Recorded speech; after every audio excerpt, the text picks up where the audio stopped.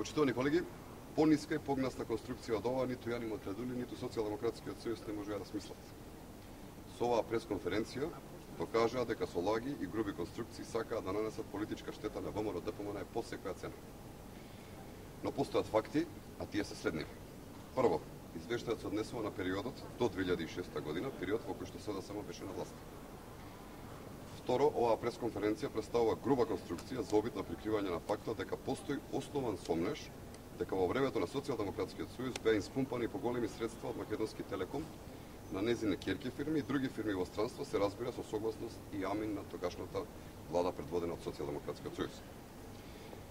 Трето, Социјалдемократскиот сојуз го толерираше монополот во фиксната телефонија, со што граѓаните плаќаат енормни средства единствено на Македонскиот Телеком. Четврто, со доаѓањето на власт на ВМРО ДПМН, во Македонија се појавија десетици компании кои што нудат услуги во фиксната телефонија. Пето, Социјалдемократскиот сојуз во целиот свој мандат упорно ја одбиваше идејата за воведување на трет мобилен оператор, со што практично ги подржуваше високите цени кои граѓаните ги плаќаа во тој период по мобилната телефонија. Шесто, и Космофон и ВИП своите лиценци за работа ги добија во периодот кога ВМРО ДПМН беше на власт. Со тоа се докажува дека Социјалдемократскиот сојуз е партија која што работела на поддршка на монополите во Република Македонија.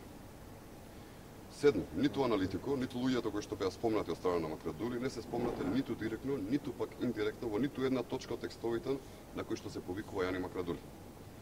Денешната пресконференција на Социјалдемократскиот сојуз е обид за ишкање на мувата од својата капа. Место груби лаги, Јани Макрадули треба да даде одговор. Кои луѓе од Социјалдемократскиот сојуз учествувале во сомнителните активности посочени од страна на ревизорите? Дали можеби тој и неговите блиски пријатели се причина за постоењето на овие текстови? ВМРО ДПМН сериозно ќе се заинтересира за наодите од извештајот на ревизорите.